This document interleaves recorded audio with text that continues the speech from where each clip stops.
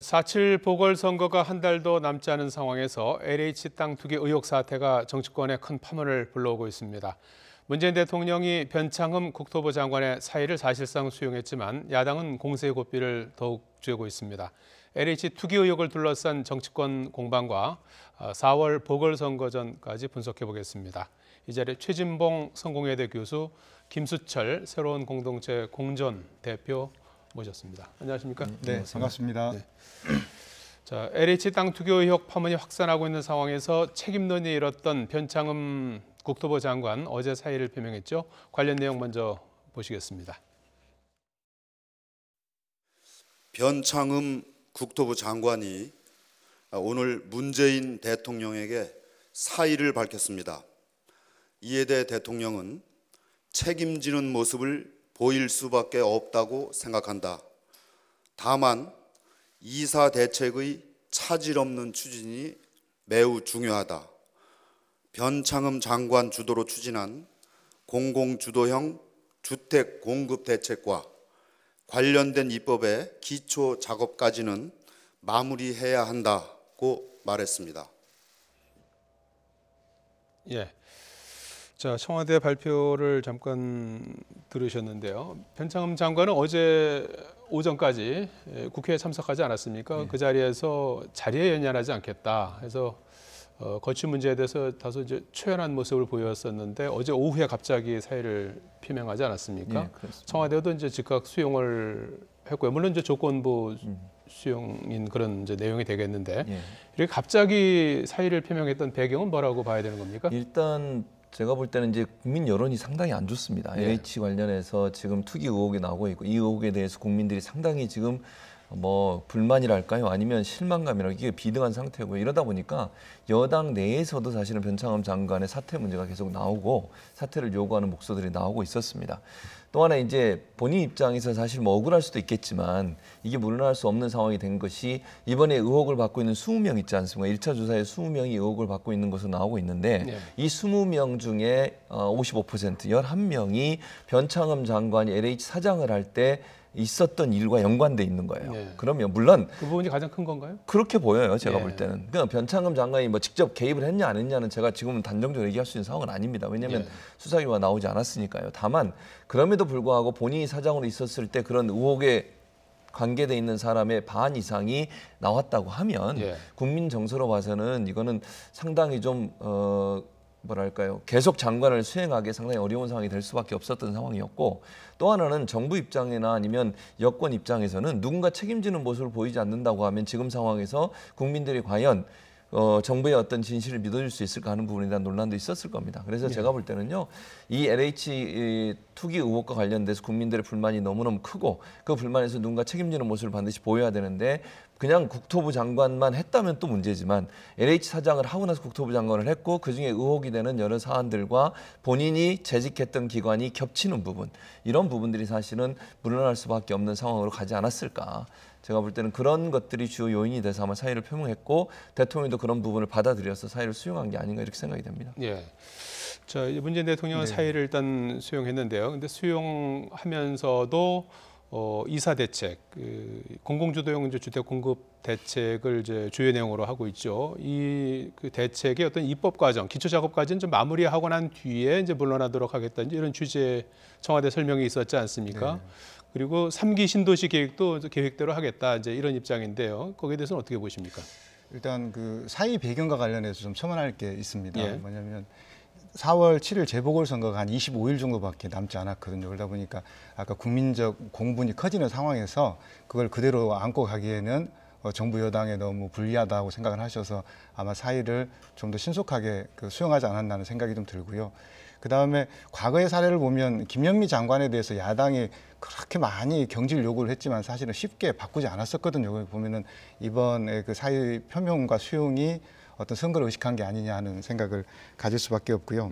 그리고 또 변창흠 장관께서 사실은 아까 말씀하셨지만 그 11명이 연루되어 있는 상황에서 그런 부분이 어떻게 보면 관리 책임을 벗어난 또 다른 책임의 영역이 또 커질 수 있는 상황에 대해서도 그 정부 청와대 입장에서는 고민할 수밖에 없었지 않나 하는 생각을 하게 됩니다. 그리고 변창흠 장관의 태도와 관련해서도 또 그 LH 직원들이 그 사전 정보를 모르고 산 것 같다라고 해서 국민들의 여론하고는 좀 괴리되어 있는 발언들을 함으로 인해 가지고 또 불가피하게 사의 수용이 되었다는 생각이 좀 들고요. 예. 그 제3기 신도시와 관련해서는 지금 추진되고 있는 여러 가지 그 사업들이 국민적인 신뢰를 기반으로 하고 있지 않습니까? 그런데 이번 사태로 인해서 국민적인 신뢰가 상실하는 것은 그 공공주택의 그 공급과 관련해서 추진 동력이 많이 사라졌다고 생각을 합니다. 그리고 사전 청약이 이제 그 정부는 7월부터 받게 되었다고 하는데 그 아직 그 땅에 대한 보상도 끝나지 않았다고 합니다. 이런 걸 보면은 현재 3기 신도시와 관련해서 정부가 조금 더 그 입장을 좀 정리하고 검토한 이후에 좀 신중하게 그 추진하는 게 맞지 않을까 하는 생각을 해봅니다. 예. 일단 변 장관 사태를 놓고서 여당은 이제 적절한 조치다 이런 입장을 표명했고요. 야당은 이제 꼬리자리기다 이런 입장인 것 같아요. 어찌됐든 이제 이사 대책 후속 입법까지 이제 마무리하고 이제 물러나겠다고 하는 건데 지금 어찌 보면 이제 시한부 장관인 상황이고 LH 사장 자리도 지금 공석인 상황 아니겠습니까? 그렇죠. 이런 상태에서 이사 대책 후속 입법 작업이 순조롭게 진행이 될까요? 어떻게 보십니까? 그래서 아마 대통령 입장에서는 시한부, 그러니까 약간의 시간을 더 준 것 같아요. 예. 그걸 이제 준비하고 나가라는 거죠, 사실은. 본인이 사의를 표명했지만 나가기 전에 그런 부분이 어느 정도 마무리되고 나서 또 이제 차기에 누군가 차관이 이제 직무대행을 하겠죠. 그럼 국토부 장관이 지금 유고 상태가 된다고 하면. 그리고 아마 대통령 입장에서는 새로운 장관에 이제 물색에 들어가겠죠. 그런 과정에서 변 장관이 본인이 했던 일의 많은 부분들을 잘 인계하고 그 부분이 후속 대책이 문제없이 진행되도록 만들기 위해서 저는 이 정부의 시간을 줬다고 생각을 합니다. 그래서 그런 부분은 변 장관 입장에서 그런 부분을 충분히 이해했을 거라고 저는 보고요. 그런 차원이라고 하면 변 장관이 없다고 해서 뭐 이사 대책이 제대로 추진 안 된다거나 그렇게 될 가능성은 저는 낮다고 봐요. 그건 예. 그 차관이든 아니면 실무진에서 일하는 사람들은 그대로 있는 거 아니겠습니까? 그런 차원이라고 한다고 하면 그 자체가 문제가 될 거라고 보진 않고요. 꼬리 자르기라는 얘기는 저는 동의는 하진 않습니다. 왜냐하면 이 문제가 변 장관이 그만뒀다고 해서 문제가 끝나는 문제라고 저는 안 보거든요. 예. 지금 대대적인 수사가 들어갔고 강제 수사권을 가지고 있는 국가수사본부가 추측이 돼서 지금 금융위원회, 국세청까지 다 들어가서 지금 조사를 하고 있습니다. 검찰에서도 인력을 파견받고 해서 수사를 하고 있고요. 이런 상황에서 이걸 흐지부지 덮고 넘어갈 수 있는 사안도 아니고요. 그렇게 됐을 경우에 부담이 얼마나 큰지를 이미 정부나 여당이 알고 있는 상황에서 이걸 꼬리 자르고 그냥 넘어갈 수 있는 상황 저는 그렇게 절대로 보지 않습니다. 제가 볼 때는요. 야당보다 더 강하게 나갈 가능성이 저는 있다고 봐요. 네. 지금 정치적 상황에서 본다고 하면. 예. 그래서 이거는 뭐 꼬리 자르라고 얘기하시는 것은 부적절하다고 생각이 들고요. 예. 정부는 아마도 더 세게 더 강하게 야당의 주장보다 한 걸음 더 나가는 그런 어떤 그 공격적인 형태의 수사를 하지 않을까 그렇게 예상이 됩니다. 예, 그와 관련된 얘기는 조금 더 이따가 좀 해보기로 하고요. 이 와중에 이제 국민의힘은 문재인 대통령이 이제 퇴임 후에 쓸 이제 사저와 관련된 농지법 위반 의혹을 제기를 했어요. 핵심적인 거는 이제 농지법 위반 부분하고 이제 형질 변경 과정에서 어떤 특혜가 있었지 않느냐 하는 부분을 이제 제기한 것 같은데 여기에 대해서 문재인 대통령이 아주 강도 높은 반박 메시지를 냈어요. 선거 시기라 이해하지만 좀스럽고 민망하다. 이렇게 이제 썼는데요. 이런 작심 발언을 한 배경은 뭐라고 보십니까? 일단 그 현재 뭐 선거 분명과 관련해서 또 본인이 이제 지지층을 좀 결집하려고 하는 의도가 있었다고 보여지고요. 근데 이거와 관련해서 사실 2011년도 그 문재인 대통령께서 박원순 시장 그 지원 유세에서 그 문재인 대통령, 그 이명박 대통령의 내곡동 사저와 관련해서 이게 되게 탐욕이다, 뭐 욕심을 부리는 이명박 정권의 모습을 보여준다 이렇게 비판을 했었거든요. 사실은 저는 어떤 정치인의 비판이라고 하는 것은 그때나 저때나 지금 이중잣대가 적용이 되어서는 안 된다는 생각을 가지고 있고요. 사실 형질 변경과 관련해서 뭐 형질 변경 할 수 있습니다. 다만 그 과정에서 이제 문제가 있었느냐 문제에 대해서 또 의혹을 제기하고 있는 것이고요.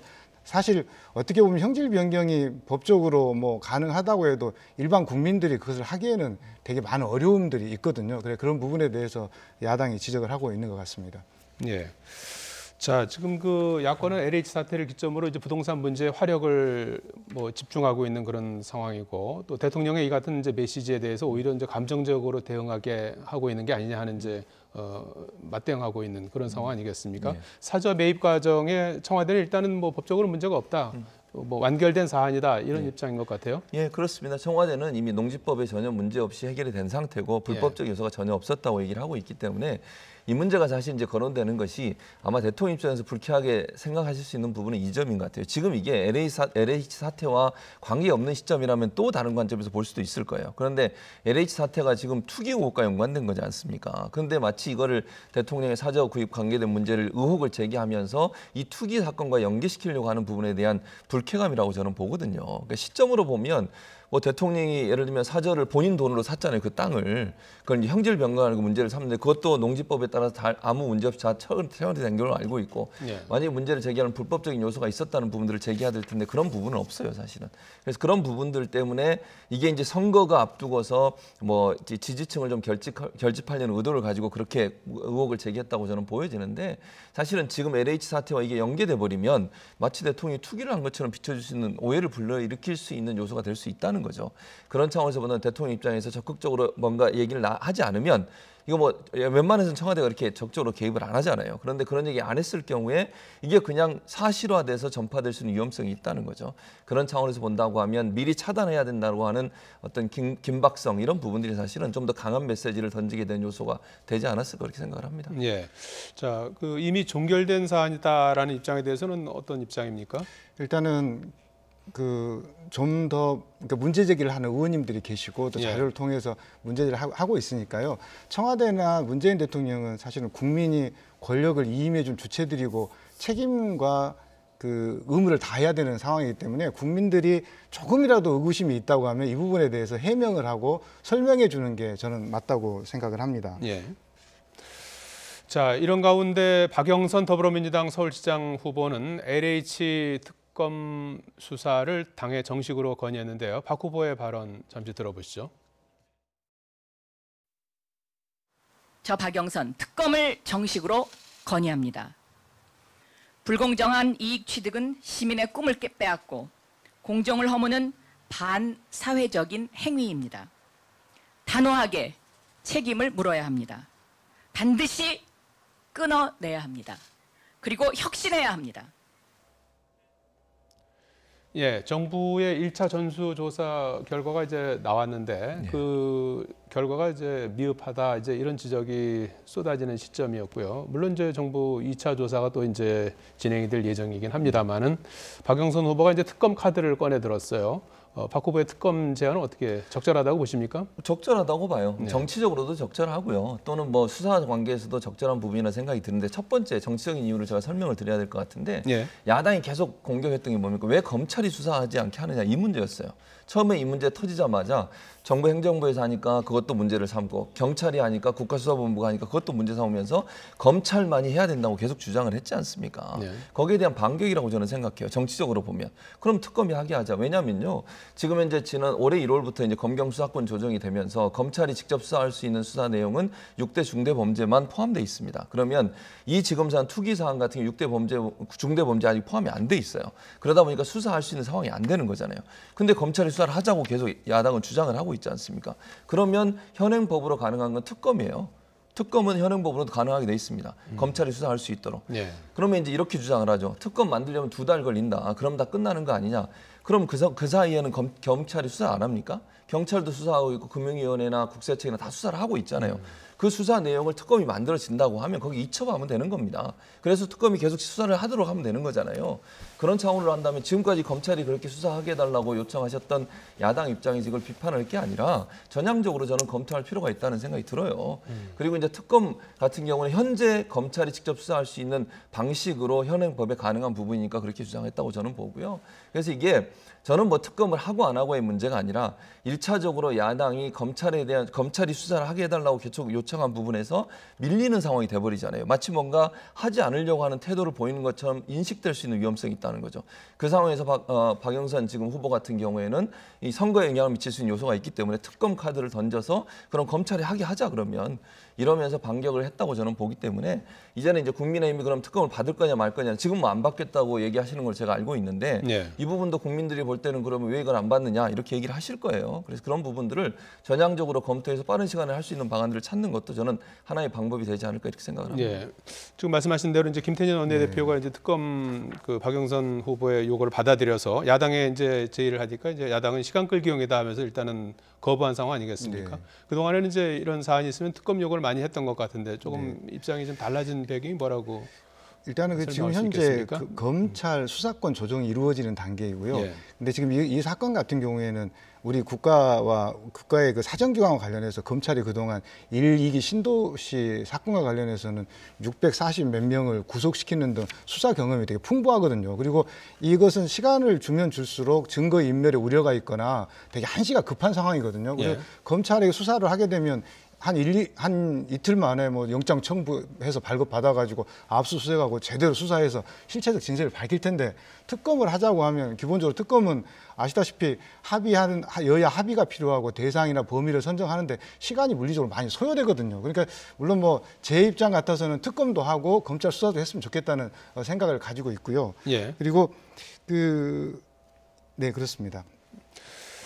자, 지금 그 특검 외에도 민주당은 국회의원들에 대한 전수조사를 제안했습니다. 국민의힘은 이 역시 물타기용이다라면서 맞서고 있는 상황인데요. 여야 입장을 차례대로 들어보시죠. 김종인 국민의힘 비대위원장께서 소용 의사를 밝혔고 국회의장님도 공감을 표시했습니다. 지체하지 말고 바로 행동에 옮겨야 합니다. 조사 결과 부정한 사례가 드러난다면 국회 윤리에 제소하는 것도 약속해야 합니다. 더불어민주당은 준비가 되어 있습니다. 국민의힘도 참여를 해주시기 바랍니다. 먹긴 놈이 성낸다고 민주당 안에서 투기 의혹이 불거져 나오는 마당에 국회의원 전수조사는 민주당이 먼저 자기 당 소속부터 솔선수범해서 전수조사한다고 하면 될 일입니다. 민주당은 자당 소속 의원 전수조사를 먼저 하시고 자당 소속의 광역단체장, 지방의원, 기초단체장, 관계되는 공기업의 직원부터 모두 전수조사를 하십시오. 그러고 나면 우리는 우리 스스로 전수조사를 하겠습니다. 자, 이 전수조사 얘기가 처음 나왔을 때는 이제 당장 받아들이겠다는 입장도 있었던 것 같은데 국민의힘도 이제 기류가 바뀌면서 여야 합의는 이제 불발된 상황 아니겠습니까? 예. 국민의힘이 전수조사 카드를 받아들이지 않는 이유는 뭐라고 보십니까? 제가 뭐 그거를 단정적으로 얘기할 수 있는 상황은 아닌 것 같아요. 주호영 원내대표가 답변을 하셔야 될 건데 그냥 예측해 보면 홍준표 전 대표가 했던 말을 그대로 제가 인용해 보겠습니다. 왜 이거 안 받느냐? 뭐 숨기려고 하는 게 있냐? 이런 SNS 글을 올리셨더라고요. 저는 모르겠습니다. 제가 뭐 야당이 그렇다라고 단정적으로 얘기하고 싶진 않습니다. 다만 그럼에도 불구하고 이렇게 하시면 국민들 볼 때 과연 야당이 왜 이렇게 할까라는 의문이 들지 않겠습니까? 저는 그렇게 생각이 들고요. 그래서 이렇게 주호영 원내대표가 뭐 얘기하시는 거는 국민들 볼 때는 약간 좀 납득이 안 되는 부분이 저는 있다고 생각해요. 이게 뭐 국민들이 지금 현재 뭐 국토부, LH 그리고 뭐 지방자치단체 이거 다 지금 조사하고 있습니다. 그리고 저는 민주당한테 얘기하고 싶어요. 이 주호영 원내대표 말처럼 민주당 하십시오. 그냥 안 하겠다면 놔두시고요. 하면 돼요. 저는 그게 국민들한테 더 칭찬받는 일이라고 생각해요. 네. 아니 야당은 안 하겠다고 그럼 여당 먼저 하겠다고 우리 먼저. 저는 그것도 하나의 방법이라는 생각이 들고요. 네. 야당이 만약 정면 돌파. 예. 왜냐하면 뒤로 빼면 뺄수록 본인들이 뭐 그게 사실이든 아니든 뭔가 숨기려고 하는 게 아닌가 하는 오해를 불러일으킬 수 있습니다. 예. 그런 행동은 저는 타당하지 않다고 보고요. 국회도 사실은 뭐 이 국토부 관련된 문제나 LH 관련된 문제나 땅과 관련된 문제나 입법 과정이 있으시잖아요. 또 거기에 점검하고 감시할 권한도 있으시잖아요. 그런 부분에 있어서 전혀 이해 충돌이 없다라고 보기 힘든 거는 기관이라고 생각을 합니다. 국회가. 그렇다고 하면 선제적으로 하는 것이 국민들에게도 떳떳하게 비판하고 또 다른 사람에게 문제를 제기할 수 있는 자격을 얻을 수 있는 방법이 아닌가. 그런 차원에서 본다면 저는 전수하는 게 맞다 이렇게 생각합니다. 최 교수 말씀처럼 이제 야당이 현재 이제 특검과 이제 전수조사 여당이 제안한 것들을 이제 모두 거부한 상황인데 어찌 보면 이제 좀 정치권이 먼저 솔선해서 조사에 임하자 이런 제안을 이제 거부하고 있는 그런 상황처럼 비춰지진 않을까요? 네, 어떻게 저는 보십니까? 좀 생각이 좀 다른데요. 예. 이게 사실 정부 여당이 지금 먼저 조사를 하게 되고 하는 이유는 뭐냐면 기본적으로 3기 신도시와 관련된 그 정보들이 유출되는 과정을 보시면 이것을 집행한 그 계획을 수립하는 곳은 청와대나 국토부나 LH 한국토지공사거든요. 그러니까 그 과정들에 있었던 부분들을 전적으로 책임을 지고 있는 그 정부 여당 측에 먼저 더 조사를 하라, 전수를 하라는 취지고요. 아마 아까 최 교수님 말씀하셨듯이 여당을 전수조사하게 되면 그 국민들의 눈이 자연스럽게 야당을 향하지 않겠습니까? 야당도 이곳에서 저는 피해갈 수 없다라고 생각을 합니다. 예. 다만 지금 상황이 뭐냐면 경기도를 예를 한번 들어볼게요. 경기도는 기초단체장이 93%가 더불어민주당이고요. 또 광역위원회는 95%가 되게 또 민주당입니다. 그리고 서울시의 경우에는 그 국민의힘 기초단체장이 딱 한 명 있습니다. 그리고 광역단체장 모두가 지금 더불어민주당인 상황에서 사실은 더불어민주당의 입장에서는 이분들 모두 전수조사해서 국민들께 우리 이렇게 떳떳하다라고 말을 할 때 오히려 좀 더 당당하고 야당에 대해서도 지금껏 또 문제긴 하지만 또 박근혜 정부 이후도 문제가 있다고 또 하는 사람들이 있지 않습니까? 그런 사람들에게도 충분히 자기 주장을 할 것이고 그것이 국민들에게 훨씬 더 설득력이 있을 것으로 생각을 해봅니다. 예, 자연스럽게 이 문제들이 이제 4월 7일 재보선하고 이제 연결이 될 수밖에 없는 상황이고 LH 투기 의혹은 이제 전국 최대 이슈로 부상을 한 상황인데 최근에 서울시장 보궐선거 관련 여론조사에서 최대 이슈는 부동산 그리고 LH 직원 투기 의혹으로 드러났습니다. 이게 이제 결국은 이번 재보선에서 어떤 표심에 가장 미칠 수 있는 이슈가 무엇이냐라는 내용 아니겠습니까? 그렇습니다. 앞으로도 이런 흐름이 계속될 걸로 예상하십니까? 예, 그럴 가능성이 있다고 봐요. LH 이 이슈 같은 경우에는 금방 수사가 끝나지 않기 때문에 4.7 재보궐선거까지도 영향을 미칠 수 있고요. 더 길게 보면 대선까지도 영향을 미칠 가능성이 있는 부분이라고 저는 봅니다. 그래서 저는 정부 여당이 더 적극적으로 이 문제를 다뤄야 된다고 저는 생각을 하고요. 뭐 정말 문제가 있는 모든 부분은 다 밝혀내야 됩니다. 그리고 이번 기회에 이게 LH 문제는요, 이게 한두의 문제가 아닙니다. 뭐 1기, 2기, 3기 신도시 할 때마다 지금 문제가 되어 공무원들 처벌받았거든요. 그게 한 번도 안 없어지고 계속되고 있지 않습니까? 지금 이 발본 세원한다고 하는 이 정부의 어떤 방침이 제대로 이루어지면 좋겠다는 생각이 들고 지금 선거를 앞두고서 이런 상황이기 때문에 제가 볼 때는 정부 여당이 더 적극적으로 나설 거라고 저는 생각을 해요. 한 발 더 앞서서 야당보다 더 강하게 문제를 바로잡으려는 시도를 하고 더 강하게 입법도 하고 또 스스로도 먼저 선제적으로 하고 이런 것들이 저는 필요하다고 보고요. 야당이 그걸 따라가지 않으면요, 야당은 더 심판을 받을 거라고 저는 생각해요. 이 상황에서는. 그래서 국민적 어떤 그 분노를 잠재울 수 있는 방법은 지도층이라 할 수 있는 정치권이 먼저 선제적으로 모든 것을 하는 것이 필요하다. 저는 그런 차원에서 본다고 하면 이번 재보궐선거에서도 아마 박영선 후보도 그럴 거고 뭐 야당 후보들도 이 문제에서 강하게 얘기를 할 겁니다. 그러나 그게 자기 반성과 스스로를 돌아볼 수 있는 기회가 함께 가지 않는다고 하면 제가 볼 때 정쟁으로 흐를 수 있어서 좀 아쉬움이 남을 수도 있다. 그래서 함께 돌아보면서 문제 해결하려는 노력을 하는 것이 필요하지 않을까 이런 생각이 듭니다. 예. 자, 이렇게 보면 이제 4월 재보선 판세도 LH 사태에 따라서 흔들릴 수밖에 없는 상황인데요. 최근에 서울시장 후보 적합도 조사에서는 박영선 후보가 가장 높은 수치를 기록하고 있는 상황이에요. 결국은 야권 입장에서는 이제 단일화가 승부처가 될 수밖에 없다는 얘기가 되겠죠. 그렇습니다. 지금 현재 그 선거가 사실은 그 박영선 후보하고 비교를 해보면 야권 후보가 단일화되지 않으면 박영선 후보가 되게 어려운 싸움이 예상이 되거든요. 왜냐하면 실제로 지금 그 더불어민주당이 뭐 어떻게 보면 서울시의 뭐 시장, 구청장, 구의원, 시의원 그리고 국회의원 또 대통령까지도 다 민주당 소속이고 그동안 10여 년간 그 지방자치제를 운영해 오면서 사실 풀뿌리 근간 조직들도 다 더불어민주당으로 넘어간 상황이어서 이 과정에서 아마 조직선거라든가 또 뭐 그 재난지원금 이슈가 터지고 그러면은 그 되게 힘든 싸움이 예상이 되거든요. 그러다 보니까 야권이 단일화해서 중도층의 표심을 잡아올 때만이 사실은 박영선 후보와 싸움을 해볼 수 있지 않느냐. 그것이 아마 아까 그 적합도에 반영된 여론조사 결과인 것으로 예상이 됩니다. 그런데 같은 조사에서 응답자 5명 중 1명이 여전히 부동층으로 나타나고 있어요. 20%가 이제 부동층이라는 얘기인데요. 아직도 이제 표심을 정하지 못한 유권자가 20%란 얘기인데요. 부동층 표심은 어떤 이슈에 움직일 걸로 보십니까? 일단 저는 이 LH 사건이 터지는 바람에 이 투기 문제가 일정 부분 영향을 미칠 가능성이 저는 있다고 보여지고요. 그래서 이게 부동산 문제하고 사실은 이 투기 문제가 연계가 돼 있거든요. 이 두 문제를 잘 어떻게 해결하느냐의 문제가 결국은 부동층의 마음을 바꿀 수 있는 중요한 요소가 될 거라고 생각을 합니다. 그래서 이제 남은 선거 기간 동안 후보들은 어떻게 하면 이 LH 투기 사건과 관련된 이 부정 그리고 잘못된 부분을 바로잡는 방법을 어떻게 할 거냐 하는 부분에 대해서 관심이 많을 거고요. 또 하나는 이제 주택 문제라든지 부동산 문제, 이 문제가 어떻게 해결될 수 있을까? 서울 같은 경우에 뭐 집값 문제나 전세 자금 문제, 이런 문제들, 전세난의 문제, 이런 문제들이 좀 심하지 않습니까?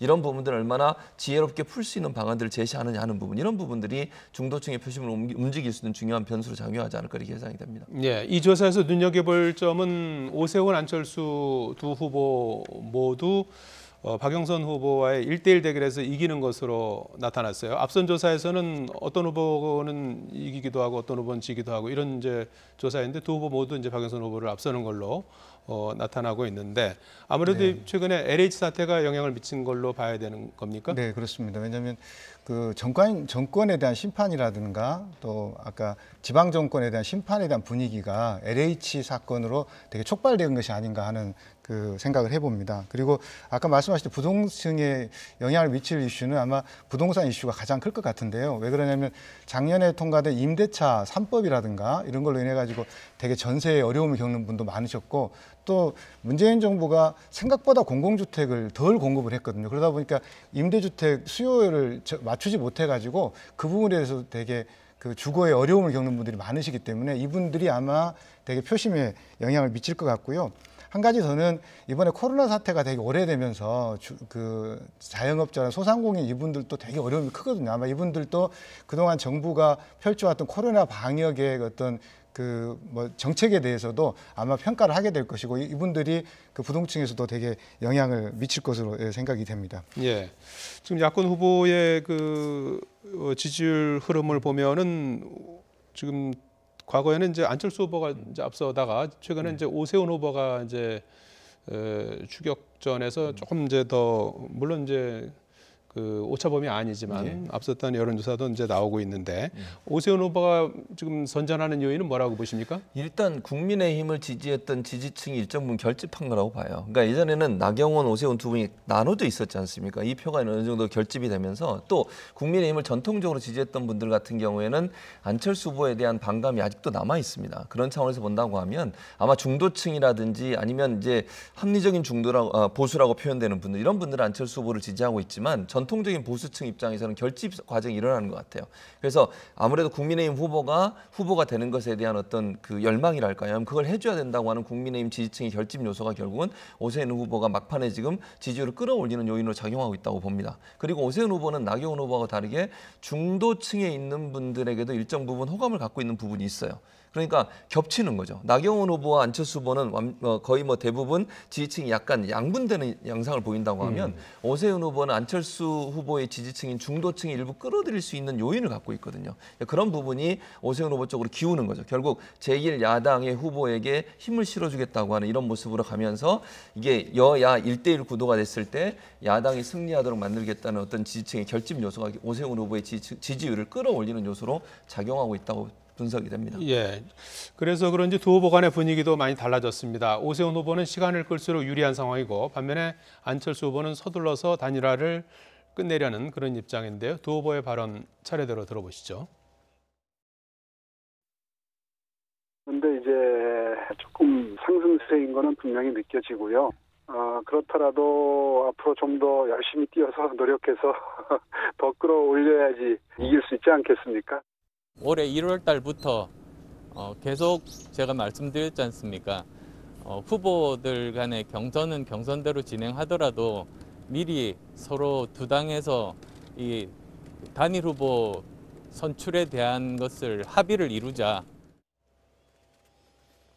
예, 국민의힘과 국민의당 양당 간의 그 단일화 협상이 이제 뭐 어제도 있었고요, 또 뭐 내일 아침에도 한다고 하는데 막판 상당한 진통을 겪고 있는 것으로 지금 보도가 되고 있어요. 어제 협상 과정에서는 뭐 막말과 고성까지 오갔다는 얘기도 들리고 있는데 어떤 것들이 가장 큰 쟁점이 되고 있습니까? 그 아무래도 여론조사 문구가 되게 중요한 쟁점이 될 것 같아요. 왜냐하면 적합도를 묻느냐, 선호도를 묻느냐, 아니면 그 이런 것들이 되게 좀 서로 승패를 좌지우지할 수 있는 요소이기 때문에 그렇게 지금 변수가 되고 있는 것 같고요.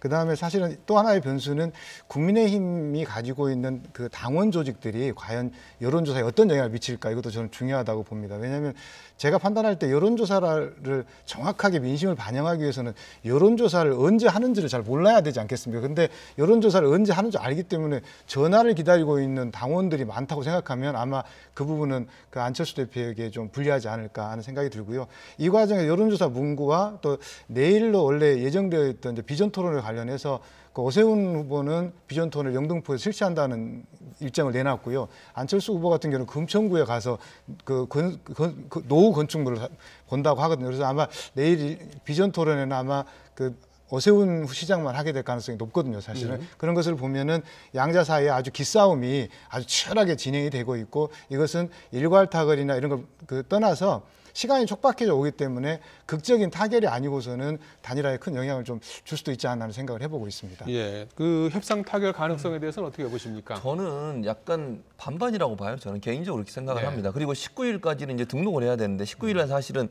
등록하고 결과 발표하기로 했거든요. 그런데 그 일정까지 가능할까? 약간 지금의 분위기로 보면 상당히 어렵다. 지금 김 대표님 얘기하실 때 일괄 타결을 해야 되거든요. 근데 그게 이게 모르겠어요. 저는 사실은 지금 상황에서 꼭 그렇게 되겠다라고 장담할 수 없는 상황이고, 된다 하더라도 상당히 갈등 요소가 존재할 거라고 저는 봅니다.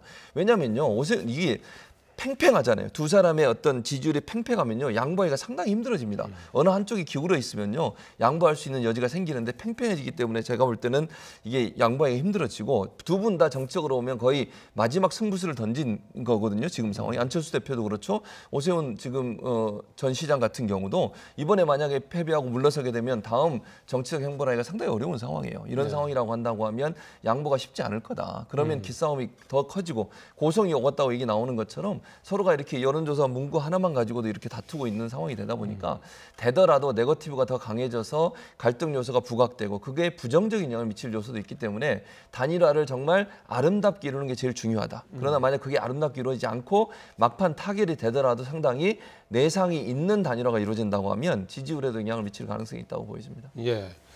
아름다운 단일화를 하더라도 아름다운 단일화는 좀 어렵지 않겠는가 하는 저는 전망이시죠. 최 교수님하고 좀 생각이 좀 다른데요. 사실은 그 두 분 다 지금 물러설 수 없는 상황에 놓여 있고요.